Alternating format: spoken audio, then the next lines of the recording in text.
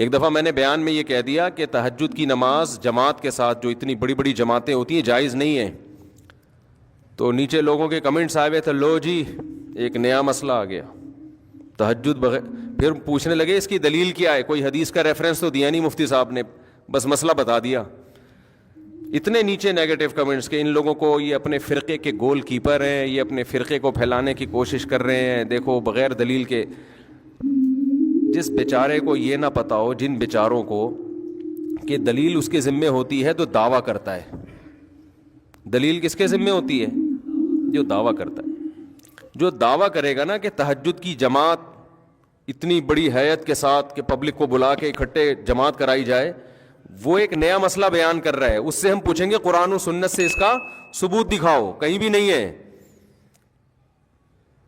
تو دلیل اس کے ذمے جو اس عمل کو جائز کہہ رہا ہے, جو ناجائز کہہ رہا ہے اس کے ذمے ریفرنس پیش کرنا نہیں ہے. وہ بغیر ریفرنس کے اس کی بات زیادہ مضبوط ہے.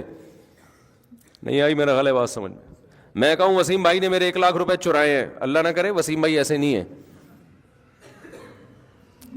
وسیم بھائی کہہ رہے ہیں میں نے کوئی نہیں لیے, کورٹ میں کیس گیا, میں کہہ رہا ہوں وسیم نے لیے ہیں.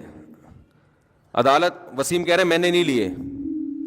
عدالت مجھ سے کہتی ہے گواہ پیش کرو, دلیل دو, اس نے لیے. میں کہتا ہوں دلیل یہ دے گا کہ اس نے نہیں لیے. بولو نا کیا ہو گیا؟ یہ کوئی عقل مندی کی بات ہوگی؟ میں بولوں گا کہ اس نے لیے ہیں, وہ کہے گا میں نے نہیں لیے.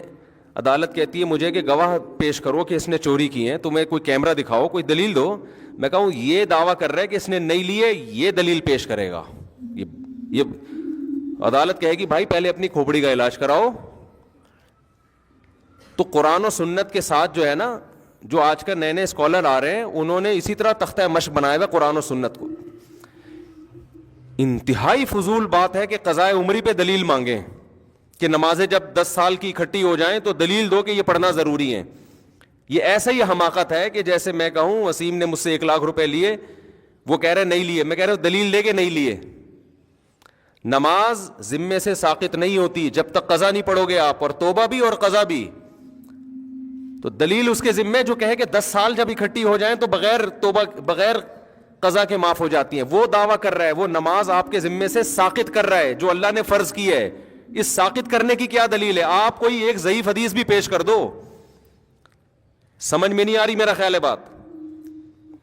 اتنا اسلام کا بھاری بھرکم حکم, جس سے بڑا اسلام میں کوئی حکم ہی نہیں ہے. 10-20 سال ہو گئے پیتے رہے, نماز ہی گول کر دی. اب جب توبہ کی توفیق ملی ہے تو دین اللہ احق ان یقضی, حدیث میں آتا ہے اللہ کا قرضہ اس بات کے زیادہ لائق ہے کہ وہ ادا کیا جائے. ہم نے تو حدیث بھی پیش کر دی, ان کے پاس تو حدیث بھی نہیں ہے. اگر ہم حدیث نہ بھی پیش کرتے یہ والی, پھر بھی یہ عقل کی بات ہے, لاجک کی بات ہے کہ جب انسانوں کا قرضہ دینا ضروری ہے تو اللہ کا قرضہ بھی ضروری ہے. وہ اور نماز جیسا قرضہ وہ تو کبھی بھی ساقط نہیں ہوتا. نبی صلی اللہ علیہ وسلم سے میدان جنگ میں نماز قضا ہوئی, کیونکہ اس وقت میدان جنگ میں نماز کیسے پڑھی جائے گی یہ طریقہ نازل نہیں ہوا تھا. آپ نے پہلے اس کو قضا پڑھی ہے آپ نے, اس کے بعد بقیہ نمازیں پڑھی ہیں آپ نے. تو مدعی کون ہے جو یہ کہے کہ اتنی ساری نمازیں جب ذمے میں رہ جائیں گی تو وہ قضا پڑھے بغیر ہی معاف ہو جائیں گی؟ یہ شخص دعویٰ کر رہا ہے. اس سے ہم کہتے ہیں کہ اندھی تقلید مت کرو اپنے باپ داداؤں کی, آپ قرآن و سنت سے اس کا حوالہ پیش کرو. سمجھ میں آ رہی ہے بات؟ چاروں ائمہ کا, تمام فقہا کا اتفاق ہے کہ جب نماز ذمے میں جب قضا کر دی آپ نے تو توبہ اس بات کی کرنی پڑے گی کہ وقت پہ کیوں نہیں پڑی. لوگ کہتے ہیں نا توبہ سے تو گناہ معاف ہو جاتا ہے, تو گناہ معاف ہو جائے گا, لیکن وہ جو آپ کے ذمے نماز واجب ہوئی ہے وہ معاف قضا کے بغیر نہیں ہوگی. سمجھتے ہو کہ نہیں سمجھتے؟ لیکن وہ آپ دیکھو کتنا قضائے عمری پہ تماشا بنایا آج کل نئے نئے اسکالرز نے کہ قضائے عمری بس اللہ غفور الرحیم ہے. اللہ پہ تم ایک چیز ڈال رہے ہو بغیر دلیل کے, اللہ غفور الرحیم ہے, اتنا یہ کافی نہیں ہے کہ 10 سال کی نمازیں وہ جو آپ نے ٹائم پہ نہیں پڑھی وہ معاف کرنے کے لیے تیار ہے. یہ مطلب ہے غفور الرحیم کا. یہ مطلب نہیں ہے کہ جو اس کا حق ہے وہ بھی آپ پی جاؤ گے, وہ تو آپ کو دینا پڑے گا. زکاتیں بھی ذمے سے ساقط نہیں ہوتی. 20 سال زکات نہیں دی تو 20 سال کی زکاتیں بولو دینی پڑیں گی. رمضان کے روزے چھوڑ دیے، ادا کرنے پڑیں گے۔ حائضہ عورت سے اللہ نے نماز کو ساقط کر دیا، اس پر فرض ہی نہیں ہوتی، لہذا اس کو پڑھنے کا حکم نہیں ہے۔ اس کا تقاضا یہ تھا کہ روزہ بھی اللہ نے اس سے ساقط کیا نا، ہونا یہ چاہیے تھا روزہ بھی معاف کر دیا جاتا، لیکن اللہ نے روزہ معاف نہیں کیا۔ تو یہ بتانے کے لیے کہ فرض میں اصل تو یہی ہے کہ قضا کیا جائے گا، چاہے اللہ کے کہنے سے ہی قضا کیا ہو۔ نماز میں اللہ نے اس کو چھوٹ دی ہے، لیکن وہ چھوٹ بھی اس لیے کہ وہ اللہ کے آرڈر پہ چھوڑ رہی ہے۔ آپ نے جو 10 سال نمازیں پی ہیں وہ اللہ کے کہنے پہ نہیں چھوڑی ہیں۔ بعض لوگ یہ دلیل دیتے ہیں کہ ما جعل علیکم فی الدین من حرج، اللہ نے دین میں تنگی نہیں رکھی ہے، تو 10 20 30 سال کی نمازیں قضا لگانا یہ تو حرج ہے دین میں۔ واقعی حرج ہے، 30 سال کی نمازوں کا کسی کو حکم دینا پڑے، لیکن یہ حرج اس وقت ہے جب 30 سال کی نمازیں آپ اس سے ایک دن میں پڑھوائیں۔ جب آپ 30 سال کی نمازوں کے لیے 30 سال کا ٹائم دے رہے ہیں اس کو، یا 10 سال کا ٹائم دے رہے ہیں، پھر تھوڑی حرج ہے۔ تو یہ نئے نئے اسکالرز کو سننا چھوڑ دو خدا کے واسطے، یہ تمہیں جہنم کی آگ کی طرف لے کے جائیں گے۔ یہ ریفرنسز ہیں ان کے پاس، قرآن حدیث، آتا واتا ان کو کچھ بھی نہیں ہے۔ میں جو اتنا چیختا ہوں نا مجتہدین کو فالو کرو، ابو حنیفہ، مالک، شافعی، احمد بن حنبل، یہ اس لیے کہ تم ان لوگوں سے بچو، اپنے فرقے کے گول کیپر کے طور پہ نہیں۔ فوراً جب ہم کوئی بات کرتے ہیں نا تو فوراً یہ کہ یہ تو اپنے فرقے کے کیا ہیں، گول کیپر ہیں۔ یہ بات غیر مسلم بھی کرتا ہے، جب آپ اسلام کے برحق ہونے کی بات کرتے ہو کہتے ہیں یہ تو چونکہ مسلم ہے لہذا اس نے کس کو سپورٹ کرنا ہے، اسلام کو۔ بھائی ہم مسلم ہونے کی وجہ سے اسلام کو سپورٹ نہیں کر رہے، اسلام کے مدلل ہونے کی وجہ سے مسلم ہیں، اسلام کے علاوہ ہمیں کوئی سمجھ میں ہی نہیں آتا۔ تو ہم جو چاروں ائمہ کے قائل ہیں نا کہ ان چاروں فقہ میں سے کسی ایک کو فالو کرو، اس لیے نہیں کہ ہم ان میں سے ایک کو فالو کرتے ہیں، بلکہ اس لیے کہ ہم فالو اس لیے کرتے ہیں کہ ان کا فقہ مدلل ہے، اس میں قرآن و حدیث کو صحیح طرح سے سمجھا گیا ہے، اور اس میں امت اختلاف اور انتشار سے بچے گی۔ اس کے علاوہ جتنے پیکج امت کو جوڑنے کے لیے دیے جا رہے ہیں وہ امت کو جوڑنے کے بجائے توڑ رہے ہیں۔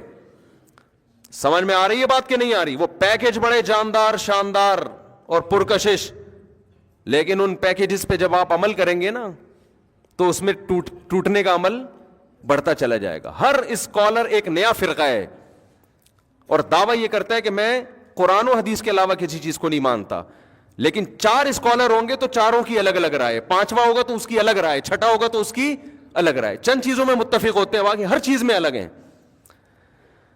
تو یہ امت کا ویسے ہی بیڑا غرق ہونے والا ہے جس طرح سے ابھی چل رہا ہے نا حساب کتاب۔ اور ان جدید جتنے اسکالرز ہیں نا ان میں ایک چیز کامن ہے، قضاء عمری کا سب کیا کرتے ہیں؟ انکار۔ قدیم جتنے اسکالرز ہیں مذہب کے ان میں ایک چیز قدر مشترک ہے، قضاء عمری کا کوئی بھی انکار نہیں کرتا۔ قضاء عمری سمجھتے ہیں کہ نہیں سمجھتے؟ تو کہاں ہم ابھی آتے ہیں، اس طرح دوبارہ سے اصل ٹاپک کی طرف آؤں گا میں۔ تو وہ میں کہہ رہا تھا کہ اجتماعی حیت پہ قرآن خوانی کیا ہے میرے بھائی؟ بولو نا، جائز نہیں ہے۔ اس کیوں جائز نہیں ہے؟ جب اجتماعی سطح پہ کوئی عمل کرتے ہیں، جیسے تہجد ہے، تہجد میں نبی صلی اللہ علیہ وسلم نے لوگوں کو جمع کر کے کبھی نہیں بلایا، کوئی ایسی روایت نہیں ہے۔ ہمیشہ آپ نے تہجد پڑھی، 1 2 3 4 صحابہ آپ کے ساتھ شامل ہو گئے، یہ جائز ہے، ہم بھی اس کو جائز کہتے ہیں۔ امام ابو حنیفہ کو چونکہ قرآن و سنت بہت اچھی طرح سے آتا تھا لہذا اس عمل کو امام حنیفہ جائز کہتے ہیں۔ بھائی اتفاقی طور پر کوئی تہجد کے لیے کھڑا ہوا ہے، 2 4 آدمی اس کے پیچھے آ جائیں، اعلان کر کے کہ فلاں اتنے بج کے اتنے منٹ پہ ہمارے یہاں تہجد کی نماز ہوگی، تمام حضرات تشریف لے آئیں، اس کا ثبوت ہمیں قرآن و سنت میں نہیں ملتا، صرف رمضان میں حضرت عمر کے عمل سے ملتا ہے، تراویح جس کو کہا جاتا ہے، اس لیے اس کو نام بھی الگ دیا گیا۔ سمجھتے ہو کہ نہیں سمجھتے؟ اس میں اجتماعی حیت، اور حضرت عمر نے کیوں؟ اس لیے کہ نبی نے یہ رمضان میں 3 دن کیا پھر چھوڑ دیا تاکہ فرض نہ ہو جائے، تو حضرت عمر سمجھتے تھے کہ آپ نے اس لیے چھوڑا فرض نہ ہو جائے، یہ اس کی علامت ہے آپ اس کو زندہ رکھنا چاہتے تھے، تو اب فرضیت کا امکان ختم ہو گیا لہذا حضرت عمر نے اس عمل کو دوبارہ شروع کرا دیا۔ تو رمضان گیا اور وہ تراویح کی نماز گئی، اس میں قیام اللیل کا بھی ہمیں ثبوت نہیں ملتا کہ الگ سے پھر رات کو اجتماعی حیت پہ نماز پڑھی جائے۔ حیائی کو کنٹرول کرنے کے لیے چند کام کریں آپ۔ پہلے تو بتاؤ اس کو کنٹرول کرنا ہے کہ نہیں کرنا؟